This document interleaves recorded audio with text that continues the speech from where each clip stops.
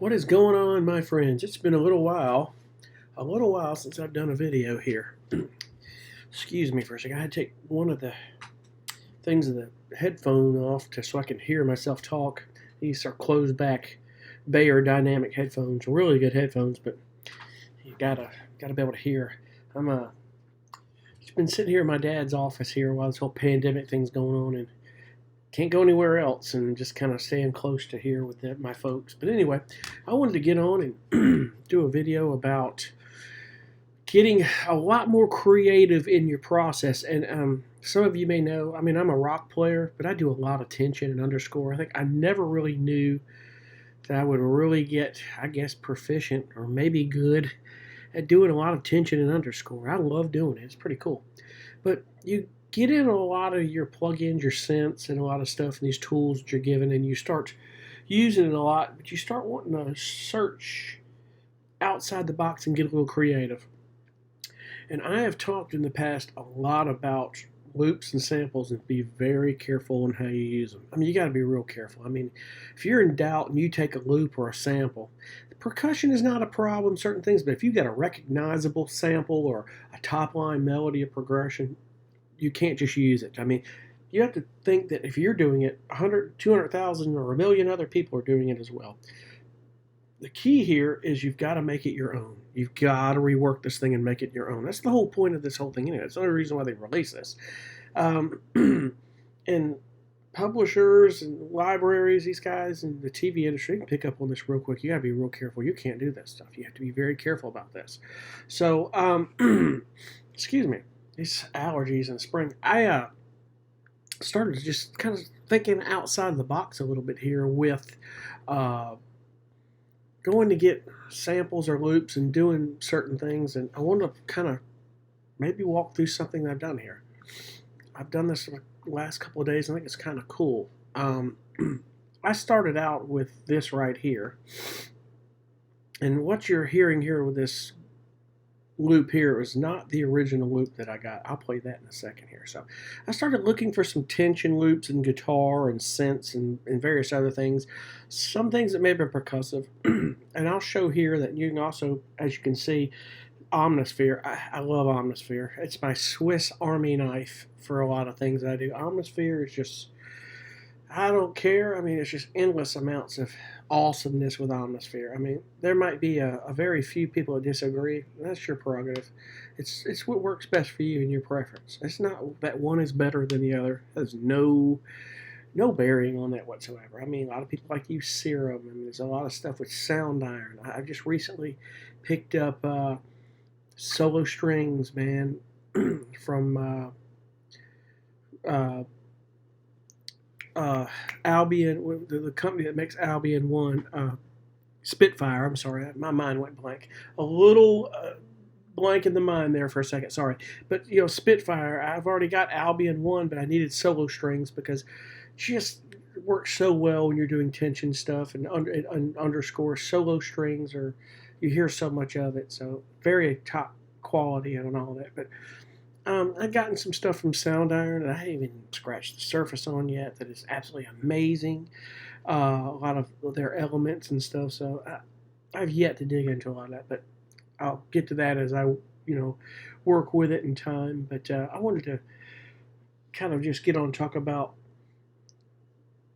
I would say it's the proper way of doing loops and samples, and if anybody seem to think that I'm not doing it properly, you're more than welcome to call me out and tell me why, because I'm always willing to learn something. I really am. A lot of guys have been doing this a lot longer than me and are a hell of a lot better than me at this, but let me play this for you here. Here's the first loop that I started with, and I built off of this, so here it is right here.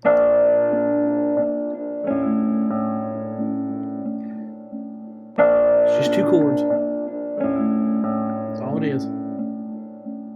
It's just two chords. Now, the original of that was this right here.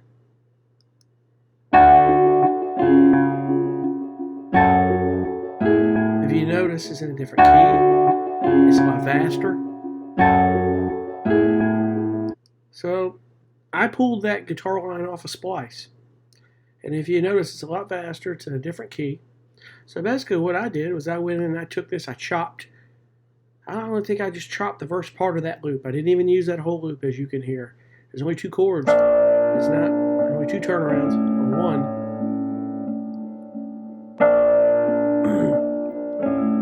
Just that's it. That's all I took out of it. And there's a feature here in Reason where you can transpose, and I dropped it down.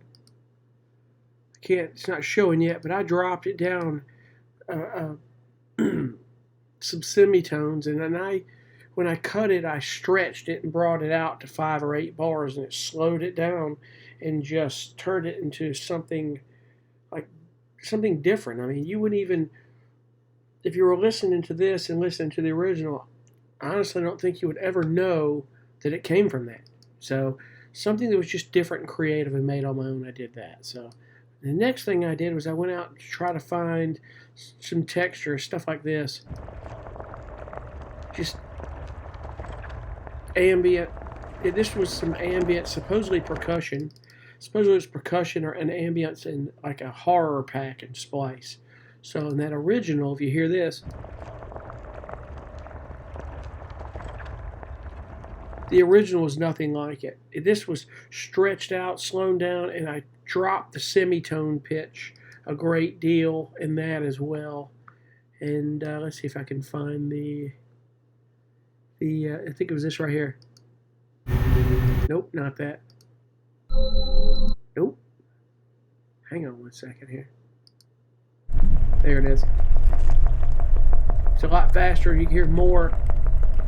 It's a lot faster, but you can hear more of a percussion in there.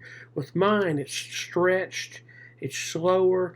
I pitched it down some, and it's just, this is more of a percussion anyway, so it really wouldn't make a world of difference. It's not a top line melody. It's not a progression. So puts it, it's safe in that deal. So next thing I did was I went to try to find another texture with it. Something like this. In that horror pack, Ambience Horror. It's 06. Let's see if I can find it. That was that. And then let's see it was this one right here, I think.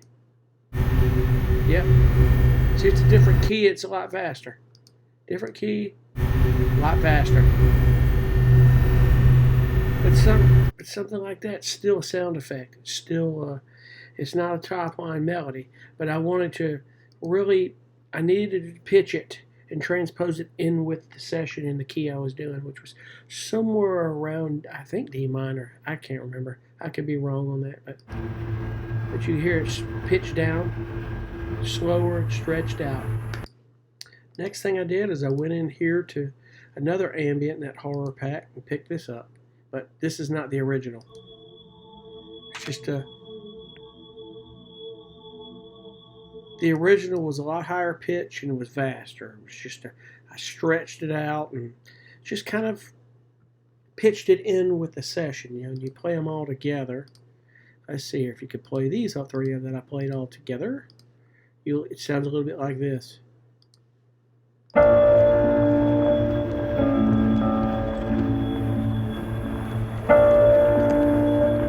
of gives you that tense ambient feel.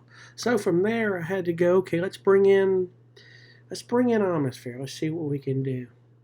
I brought in a drone here. Kind of the underlining. Had to underline it.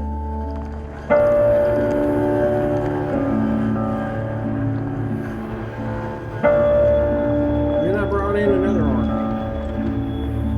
Brought in another arc in the next 4 to 8 bars.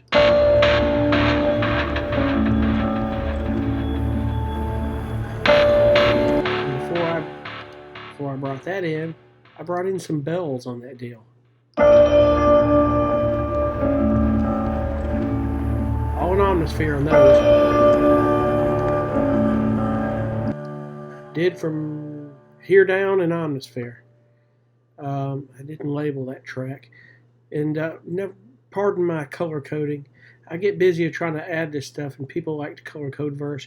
I'm more trying to add it, and I EQ and produce as I go along. Color codings if I'm doing a lot of one type, and that's very important. I'm not discounting that. You should color code and organize your tracks. It really does help you. But anyway, After the bells, I went in and pulled in another ARP here. So this went into to here. This will come in with, it's more like a texture type light perk. It's really percussion in this. It's kind of a, like this. Kind of brought in an ambience in that. It's kind of cool. That was cool. And then the percussion, a little bit of that came at the end. So we brought it all together in the last bar. Just some pulsing kick. Some pulses. Which I need to bring up in the mix a little bit. Takes it out. So from the beginning, it started right here with that one guitar, delayed guitar loop that just turned into something of my own. And one very important thing is, if you have any doubt, the only tool I know of, and if somebody else out there knows of another tool, let me know, but Shazam is the only thing I can think of. I run everything I do through Shazam, no matter how I do it and what I do, from the beginning all the way in. And I make sure nothing comes up on what I changed it to. Being that you can't reinvent the wheel, you just don't know. I mean, that's 2 chords and 2 pitches that could have been someone doing that on a piano. But if you know how many times a same progression has been done a different way in a million forms, and it is always different, that's your best example. So, hence is the 4-chord pop song. It's a formula. It's always worked. So, rock and pop, that 4-chord progression has always worked. Great formula. Well, anyway, but I wanted to kind of go over what I did here on that and how important it is. If you're going to get creative and you're going to search out loops and samples, just be extremely careful. Again, I can't stress it enough. I do everything I can to try to be careful on that deal. And just, there's a million ways to get creative on this.